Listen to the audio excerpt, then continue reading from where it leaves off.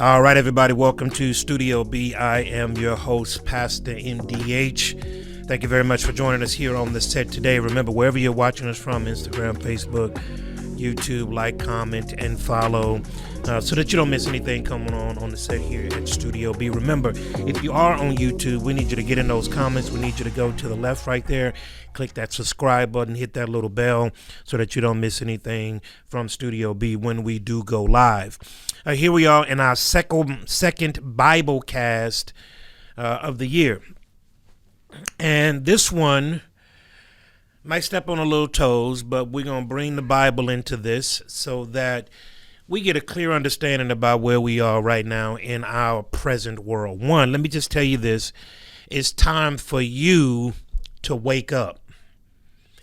You need to wake up. Far too many people are sleeping, and it is time to wake up. Life is passing you by at warp speed, and far too many people are asleep.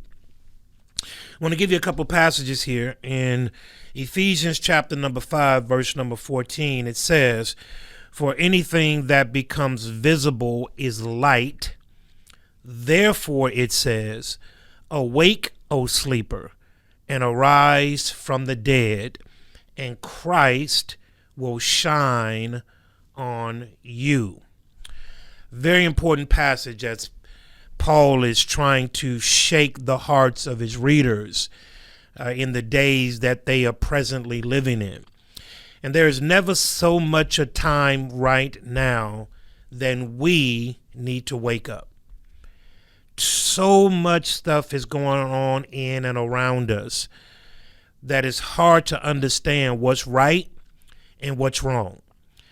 The problem with a lot of this is that the people who claim to know the truth, either one, don't really know the truth, or two, are too afraid to speak the truth because they understand the consequences that will follow, especially in the world of lies that we live in today. I want you to think about this.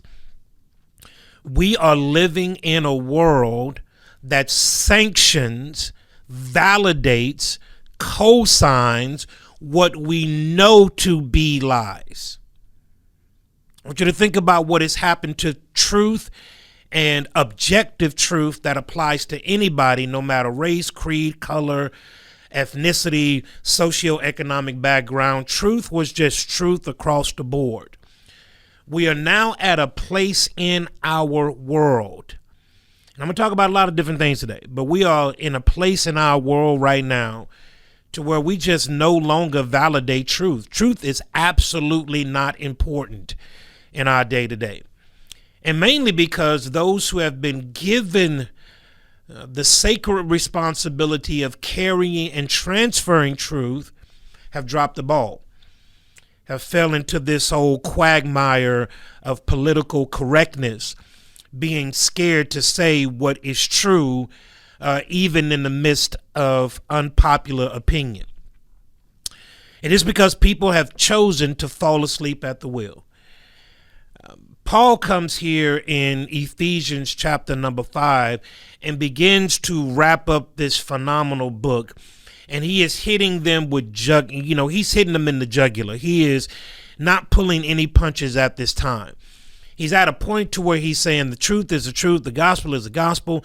God is who he says that he is. You're going to have to acquiesce your life to him, not him acquiescing his existence to you. Paul is at this point. And I believe that there are many of us who need to be at this point. You guys know that Dwayne Wade and his wife, Gabrielle Union, and their son, Zion, was now just granted permission by the legal court system to transfer his name and to assume the gender of female.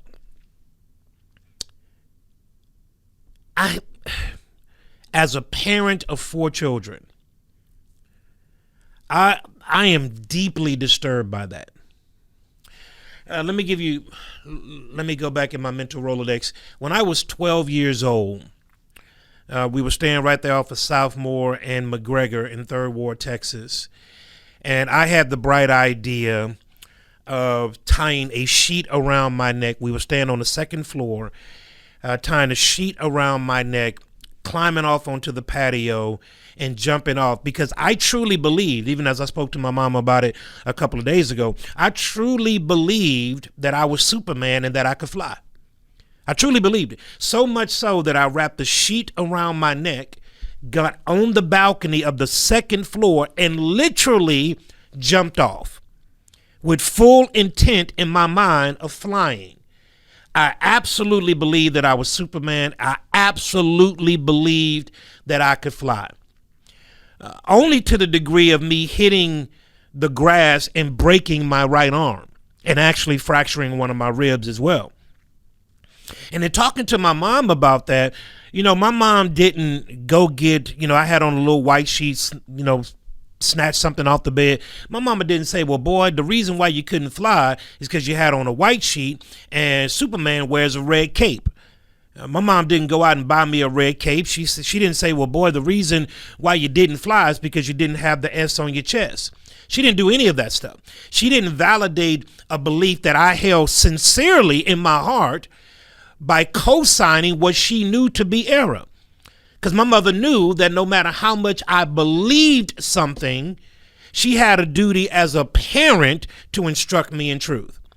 And so no matter how much I believed that when I jumped on that balcony and then jumped off with the full assurance that I was going to fly, gravity set in and my beliefs instantly hit truth and truth won. But my mother, being a responsible parent, did not co-sign me on my erroneous behavior.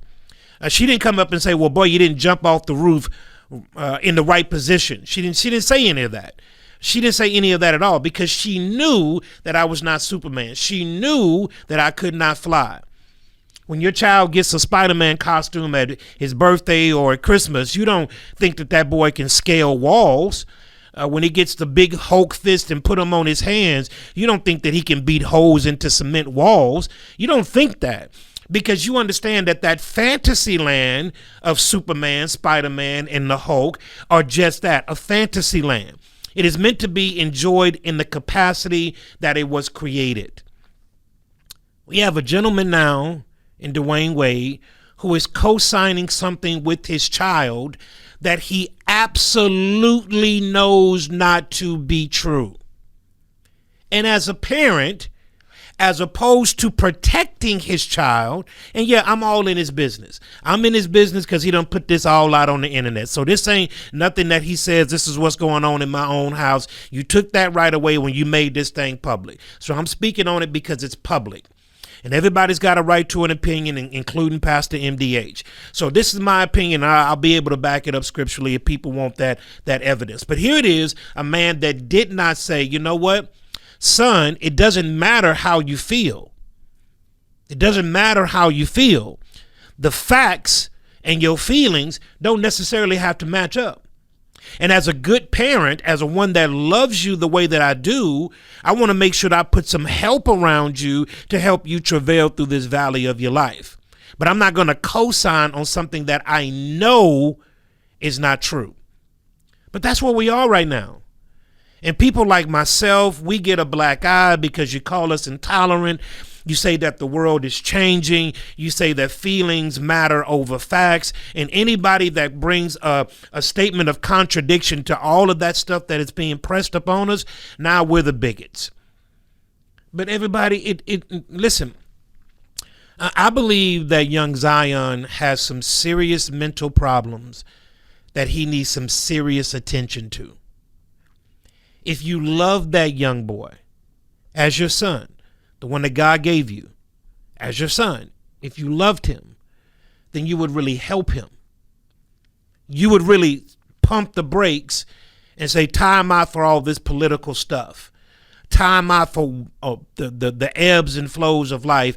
This is about my son and his emotional and mental well-being. But because you're asleep, you don't do that. It's a sad time that we're in right now in our world, I believe, to where now truth is now taking a back seat to how people feel. So he tells them to awake He says, wake yourself. He says it twice, and stand up, O Jerusalem. You who are drunk from the hand of the Lord, the cup of his wrath, who have drunk to the dregs of the bowl, and the cup is staggering. He's telling them to wake up, to get some unction about yourself and stand up about what's right. And everybody, with this debacle of a president that we have at 1600 Pennsylvania Avenue that is barely coherent, and all of the things that this brother is putting his signature to, many times not knowing what in the world he is signing. This whole idea about, Ukraine and America should be deeply entrenched in Ukraine. And the president of these United States said that there's no end in sight by how much we will give and how far we are willing to go to help Ukraine, a country that America has absolutely no interest in at all. But $100 billion within a span of 1 year has gone to Ukraine. $100 billion. Military efforts, grants, all of the things in which we're sending to this country in Ukraine. While all of the problems are festering here in America, you have the Ukrainian president come and stand before Congress and launder Congress for more money. I mean, I want you to look at the times in which we are living in. But I can tell you, and see, this is the thing that I get so upset about. Because while everybody talks about racism, people don't talk about the real acts of racism. Like, you can send $100 billion to Ukraine, but you've threatened sanctions against Uganda because the president of Uganda just made homosexuality illegal. So you tell the president of Uganda that we're going to take money from you because you have now said that homosexuality is illegal. So while hundreds of thousands of people are dying, black people are dying in Uganda, America has absolutely zero interest in Uganda. Zero interest in Uganda. Matter of fact, you're taking money away. The same playbook that Obama did when he went to Kenya with President Kenyatta in 2012 and did the exact same thing when President Kenyatta did not want to amend the Kenyan constitution to protect same-sex people in Kenya. To which President Obama, Barack Obama, said, we are taking $2 billion worth of aid from Africa because you choose not to sign or to amend this constitution in Kenya. Now, I've been to Kenya a number of times, 9 of them to be exact. And with all the problems that Kenya, and I've been to Uganda as well, with all the problems that Uganda is facing, the most pressing problem to you is LGBT. But see, that's real racism that nobody wants to say anything about. Nobody wants to say anything about that. You're not going to say anything about how America absolutely decimated Libya and turned it into a third world country, even more so than what it already was. And now it is becoming a hub for ISIS. You took down Gaddafi because you said he was the most evil dictator this side of the Mississippi. You took him out, crashed the economy of Libya, completely decimated the country. And now Libya is a hotbed for ISIS and Al-Qaeda. This is what America did. But see, we don't talk about that kind of racism. We don't talk about the real kind of racism when it gets down to the meat and potatoes of it all. But that's because people are asleep. That's because they believe anything that somebody tells them, and they dare not do any investigative work on their own to determine their own opinion about it. He says, awake.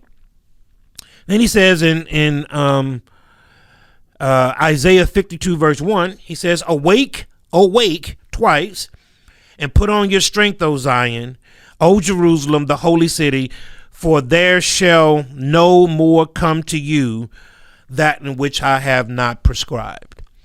I want you to think about this. I'm going to give you this last one, and I'm going to get out of your hair because, even in a time to where I am looking around this world that we live in and are continuing to see it fall by the wayside, where people are just going flat out crazy. I want to take your attention here, and this is where I'll end you, in Acts chapter number 20. And I believe it said, let me start at verse number 7. It says, "Now on the first day of the week, when the disciples had come together to break bread, Paul, ready to depart the next day, spoke with them and continued his message until midnight. There were many lamps in the upper room where they had gathered." Verse number 9. "And in the window sat a certain man named Eutychus, who was sinking into watch these words, a deep sleep. He was overcome by sleep. And as Paul continued speaking, watch these words, he fell down from the third story and was taken up dead." The reason why he died is because he fell asleep at the wrong time. Paul is speaking, going well into the midnight, speaking truth to empower, speaking truth to encourage. But this young man's eyes were extremely heavy, and he fell asleep. And as he fell asleep, the sleeping caused him to die. What a picture of where we are right now. As people are trying to speak truth to empower, truth to encourage, people are falling asleep. And we are falling asleep to the detriment of our kids, to our grandkids, to the generations to follow, because we, the people that have been enshrined with the sacred duty of passing truth on to generations following us, are falling asleep. This is a sad time that we're in now. It's not without hope. I'm always hopeful to a fault, some would say. It's not without hope, but we've got so much work to do to try to right this ship. And we are in prime territory. As a matter of fact, in the book of 2 Thessalonians, I think it is, somewhere around there, Paul talks about that when the Holy Spirit is removed from the earth, that God is going to send a great delusion among the people. And the words that he specifically uses is, they are going to believe a lie. I sometimes feel as though we are living in that time right now, to where basic truth, I'm not even talking about deep down, grimy, you got to search for truth. I'm talking about truth that lives on the surface, is now shunned.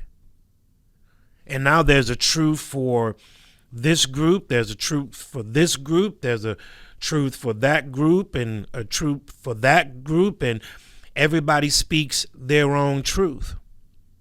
Well, what's the measure? Then why in the world can we claim that anybody lies? If truth is shifting the way that it does, how can anybody be called a liar? We have no measure of what truth is. Truth is now a relative term in regards to how we are living our lives right now. So if this is going to continue to be the trend, we need to take lying away from our vocabulary, because if that's the case, that truth is shifting and truth is changing according to my own view of truth and my experience, then nobody can be called a liar. There's no measure of truth. We need to stop making people place their hands on the Bible when they go into a court and swear to tell the truth, the whole truth, and nothing but the truth. So help me God. We need to take that away, because truth is not objective anymore. It's subjective. Truth is now based on the reality and the experience of the one speaking it. So we need to take all of these barriers that people got to stand behind, because truth is now so fluid that we don't even know what it is. And this is where we have become. This is what we have become, because we have so shunned truth that at one point in time, didn't matter if you were black, white, rich, poor, south side, north side, educated, non-educated, one parent, two parent. It didn't mean any of that. It didn't care about any of that. But now truth is now subject to interpretation. And I think it's a sad case. But again, it's not without hope. I will say this, as I have said before on this podcast, as I bring this to an end. I think what needs to happen in this world is a whole lot of compassion, because there are people that are suffering through many different ailments. And we are at a point in 2023 where the world has been turned topsy-turvy. It's a very, very difficult place to kind of navigate through, especially if you're on the side of God's word, God's the scriptures, Christ, and the like. It's very difficult. However, I want to encourage you in this time that, things are moving at a warp speed, but all hope is not lost. There is hope, and that hope is found when we not come together singing Kumbaya, saying that we're all going to get along and skip down a yellow brick road. That's not the end goal. The end goal is when God so blesses you to have a filter by which you can clearly see what God sees, and then stand on that as God blesses you. So everybody, on this Biblecast, I want to tell you to wake up. Wake up. Wake up. Because while you're sleeping, things are dying around you. And I'm not talking about the sleep that you get, when you lay your head down on your pillow. I'm talking about being asleep while you're fully awake. Wake up, because things are dying around us because we're asleep. But I want to encourage you, continue to encourage you, that if God be for you, it's more than the entire world against you. Remember, if God be for you, it's more than the entire world against you. And when the enemy comes in like a flood, God will raise up a standard against him. Everybody, y'all be blessed. We will see you guys soon. Remember, like, comment, follow, subscribe. Get into the comments. Tell me about myself. Tell us about this podcast. As we are now over 16,000 subscribers, to God be the glory. Thank you for all of you guys who tune in every single week, and for the 10-minute table talks and all that we got going on here on the set. We got some wonderful podcasts coming up here in the next couple of weeks. A few weeks, I'll have a guest with me every single week, in the subsequent weeks that'll come. And I believe that you're going to enjoy those things greatly. Remember, be empowered, be informed. Studio B.